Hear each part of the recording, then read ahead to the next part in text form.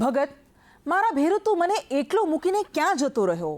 આપણી ભાઈબંધીના કિસ્સા તો દૂર દૂર સુધી સંભળાતા, આપણી મિત્રતાના તો દાખલા અપાતા, આપણી દહાડ સાંભળીને અન્ય વન્યજીવો આપણાથી થરથર કાંપતા.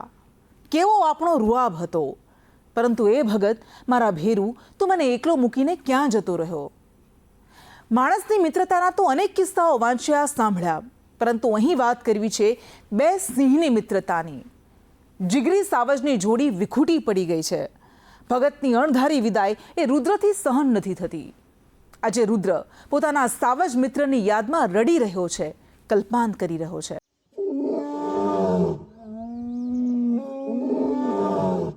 ગીર પંથકમાં સાવજની એક બેલડી, એકનું નામ રુદ્ર અને બીજાનું નામ ભગત. આ બંને સિંહની મિત્રતાની વાત ન થાય. બાળપણથી યુવાની સુધીના બંને સાથી. ભોરંગડા પંથકમાં તેમની ગર્જના એવી કે બીજો કોઈ ડાલા મથ્થો પણ ત્યાં ન ફરકે. અમરેલીના લીલિયામાં બંને સિંહની મિત્રતાની વાતો હોંશે હોંશે કહેવાતી.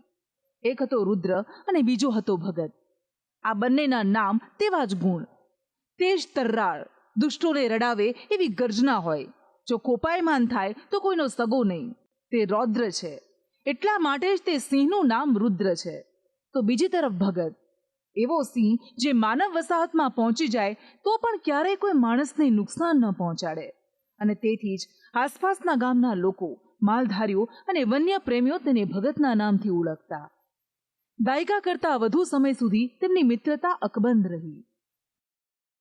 આજે ક્રાંકચ વિસ્તાર છે એમાં રુદ્ર અને ભગત એ નામો એટલા માટે અપાયેલા કે બંને સિંહો સાથે રહેતા હતા. બંને સિંહોએ ટેરેટરી જે પોતાની હતી એમનું રક્ષણ કરેલું. બીજા કોઈ સિંહોને એક દાયકા સુધી ત્યાં નહોતા આવવા દીધા. ભગત રહેણાંક વિસ્તારમાં જતો આવતો રહેતો, ગામડાઓની મુલાકાત લેતો, પરંતુ ક્યારેય એણે મનુષ્યો ઉપર હુમલા નહોતા કર્યા, એટલે લોકોએ એનું નામ ભગત પાડેલું. રુદ્ર જરા આકરા સ્વભાવનો હતો એટલે એનું નામ રુદ્ર પાડવામાં આવેલું. રુદ્ર અને ભગતની ભાઈબંધી એવી કે તેઓ કાયમ સાથે જ રહેતા હતા. આ બંને ભેરુઓ લીલિયા તાલુકાના ગામડાઓની આસપાસના વિસ્તારમાં સિંહ પરિવારની રક્ષા કરતા હતા. અન્ય ટેરેટરીના સિંહને તેઓ ક્યારેય આવવા નહોતા દેતા. વર્ષ 2013થી વર્ષ 2017 સુધી રુદ્ર અને ભગતની જોડી ઇન્દ્રજીતના નામથી પણ ઓળખાતી હતી. એક દાયકા કરતા વધુ સમય સુધી રુદ્ર અને ભગતની જોડીએ જ અહીં રાજ કર્યું. પરંતુ કદાચ વિધાતાએ અહીં સુધી જ તેમની મિત્રતા લખી હતી. 24 જુલાઈનો એ દિવસ જ્યારે રુદ્ર અને ભગતની જોડી વિખૂટી થઈ જાય છે. ભગતનું ટ્રેનની અડફેટી આવી જવાથી કમકમાટી ભર્યું મોત નીપજે છે. સિંહો પણ આમ જોવા જઈએ તો ખૂંખાર તો પ્રાણી ગણાય જ છે, પરંતુ એમાં સંવેદના જે છે એ મનુષ્ય જેવી જ છે.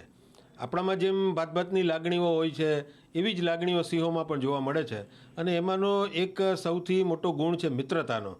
તો હમણાં જ 24મી જુલાઈએ સાવરકુંડલા પાસેનું જે રેલવે લાઇન છે એના ઉપર એક સિંહ ટ્રેનની અડફેટે કપાઈ ગયો. હવે એ સિંહની એક જોડી હતી, એ બંનેનું નામ હતું રુદ્ર અને ભગત. તો આ જે ભગત સિંહ છે એ ટ્રેન હેઠળ કપાઈ ગયો એટલે રુદ્ર અને ભગતની જોડી ખંડિત બની. રુદ્ર માટે એ વાત સ્વીકારવી મુશ્કેલ હતી કે તેનો ભેરુ ભગત હવે તેની સાથે નથી. જે રેલવે ટ્રેક ભગતના પ્રાણ લઈ લે છે ત્યાં રુદ્ર રઘવાયો થઈને આમથી તેમ ફરે છે, કલ્પાંત કરે છે. પોતાના મિત્રને ગુમાવવાની પીડા તેનાથી જીરવાતી નથી. બસ તે પોતાના સાથી ભગતને શોધ્યા કરે છે, પરંતુ તેને ક્યાંય ભગત નથી દેખાતો. હવે ડાલા મથ્થાને કોણ સમજાવે કે તારો જીગરી તને એકલો મૂકીને આ દુનિયા છોડીને જતો રહ્યો છે. હવે સિંહ જ્યારે ટ્રેનની અડફેટે કપાઈ ગયો તો એમનો મિત્ર રુદ્ર અત્યારે વ્યાકુળ દેખાય છે. એમને ચેન પડતું નથી કે એનો મિત્ર ક્યાં ગયો. એટલે રાજુલા, જાફરાબાદ, ખાંભા આ જે વિસ્તાર છે ત્યાં ફરતો રહે છે, હૂંકતો રહે છે અને પોતાના મિત્રની યાદમાં ફરતો રહે છે. બાળપણમાં મિત્ર બનનારા સિંહ છેલ્લા શ્વાસ સુધી ભેરુ બનીને રહે છે તેવા અનેક ઉદાહરણ ગીરના જંગલોમાં જોવા મળે છે. રામ અને શ્યામ તથા ભૂપત સુલેમાનની સિંહ બેલડીને પણ આજે યાદ કરવામાં આવે છે.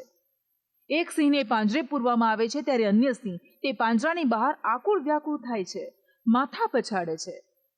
ગીરના જંગલોમાં તો સિંહની મિત્રતાના એક નહીં અનેક કિસ્સા છે.